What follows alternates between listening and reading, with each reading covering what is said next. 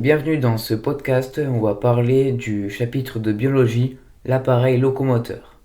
On commencera par le squelette et les articulations. Nous appartenons au groupe des vertébrés, c'est-à-dire que nous possédons une colonne vertébrale ou plus globalement un squelette interne. Ce squelette, formé d'éléments rigides, constitue la charpente de l'organisme. Les os, reliés entre eux par des articulations, permettent divers types de mouvements. Déjà, il faut savoir le squelette de l'homme. Il y a le crâne, la clavicule, un peu en plus en bas, puis l'humérus, les vertèbres, le radius, au niveau de l'avant-bras, le cubitus également à l'avant-bras, le fémur, c'est l'os en dessous de la cuisse, le patella au niveau du genou, le tibia et le fibula également au niveau du tibia à peu près. Ensuite, vue de profil, on a la maxillaire inférieure au niveau de la bouche, on a la cage thoracique, c'est-à-dire les côtes, on a le pelvis, on a le coccyx juste en dessous du pelvis, on a le carpé au début de la main, au niveau du poignet, on a le métacarpé, un peu plus en avançant dans les doigts, et les phalanges sur les fins des doigts. Et au niveau du pied, on a le tarse d'abord, puis le métatarse sur les bouts des pieds. Le squelette humain comprend 206 os, appartenant au squelette axial ou au squelette appendiculaire. Le squelette axial comprend deux parties, la tête et le tronc. Il a plusieurs rôles. C'est une charpente du corps, il fait les mouvements du tronc grâce aux articulations entre les vertèbres, et il agit comme protection des centres nerveux par le crâne et la colonne vertébrale. Il agit également comme protection du cœur et des poumons par la cage thoracique. Et pour la tête, on distingue le crâne. Ce sont 8 os plats fixes unis par des sutures. Et la face, 14 os dont un seul est mobile, la mâchoire inférieure. Pour les vertèbres, la colonne vertébrale est formée par la superposition de 33 vertèbres. 7 cervicales, 12 dorsales, 5 lombaires, 5 sacrés soudés, 4 soudés, le coccyx. Chaque vertèbre a en son centre un trou vertébral. L'ensemble de ces trous superposés forme le canal vertébral qui abrite la moelle épinière. D'où partent les nerfs rachidiens vers l'ensemble des organes. On remarque également la présence d'un disque intervertébral entre deux vertèbres qui a pour rôle d'amortir les chocs subis par la colonne. Maintenant, on va parler de la cage thoracique. Il existe 12 paires de côtes situées au niveau du thorax. Elles forment avec le sternum la cage thoracique.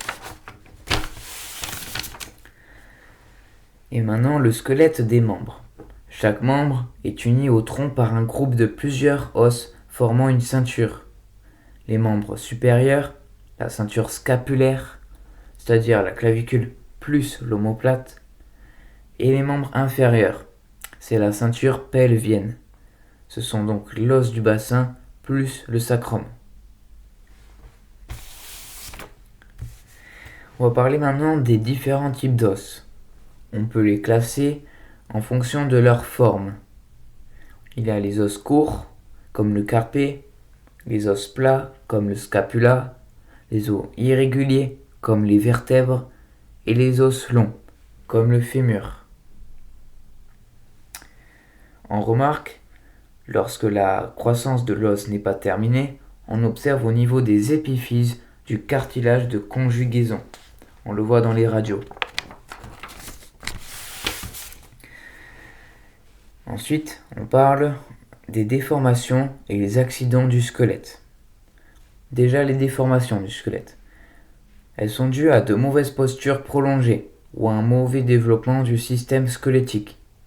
Elles entraînent des déformations de la colonne vertébrale qui seront corrigées par des exercices spécifiques. Par exemple, la scoliose, la lordose, la kyphose. Ensuite, les accidents du squelette. Déjà, les fractures. Les accidents osseux, fêlures ou fractures entraînent des lésions plus ou moins importantes de l'os.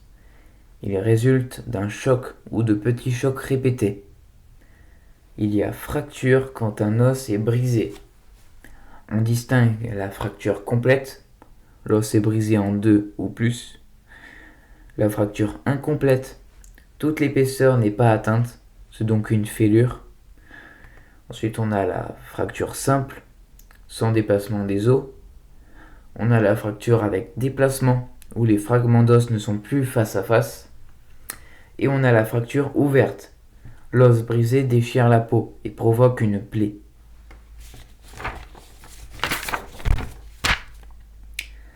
Lorsque l'on immobilise l'os fracturé, il y a progressivement formation d'un cal d'ossification et réparation de la fracture grâce à des cellules spécialisées qui fabriquent en permanence de l'os, les ostéoblastes. Remarque, les cellules qui détruisent les vieilles cellules osseuses, ce sont les ostéoclastes. Ensuite, un autre problème qui peut être dû aux os, c'est le rachitisme. C'est une maladie de la croissance et de l'ossification, plus particulièrement chez le nourrisson et les jeunes enfants. Elle est caractérisée par une insuffisance de calcification.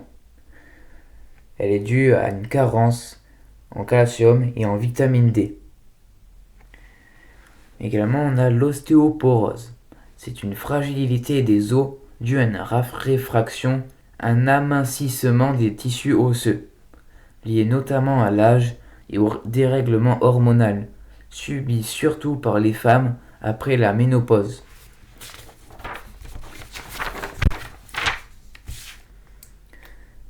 Maintenant, on va parler des articulations. Déjà, leur définition, c'est une articulation est une jonction entre deux os, ou plus. Et il en existe trois types. Les articulations mobiles, elles permettent des mouvements étendus au niveau des membres. Les articulations semi-mobiles, elles permettent des mouvements de faible amplitude. Et les articulations fixes, elles ont plusieurs rôles. Les os eux-mêmes ont une forme complémentaire.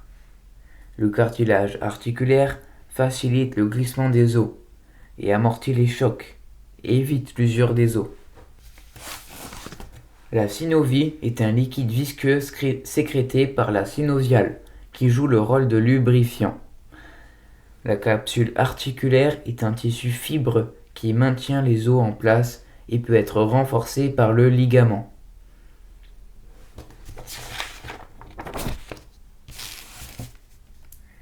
Les accidents des articulations. De nombreux accidents se produisent au niveau des articulations, en cas de choc ou d'effort trop violent. Par exemple, les luxations. L'os sort de sa cavité articulaire. On dit qu'il est déboîté. On a aussi l'entorse. L'os est déplacé au niveau de l'articulation, mais reprend sa place. Les ligaments sont étirés et parfois déchirés. Il y a une violente douleur, puis une enflure. On a aussi les entorses bénignes, entorses moyennes et entorses graves. En conclusion, le squelette est donc constitué par des éléments rigides qui assurent le maintien du corps et qui permet les mouvements au niveau des articulations. Cependant, les os seuls ne peuvent pas bouger les uns par rapport aux autres. Ce sont des acteurs passifs. Ils sont mis en mouvement grâce aux muscles.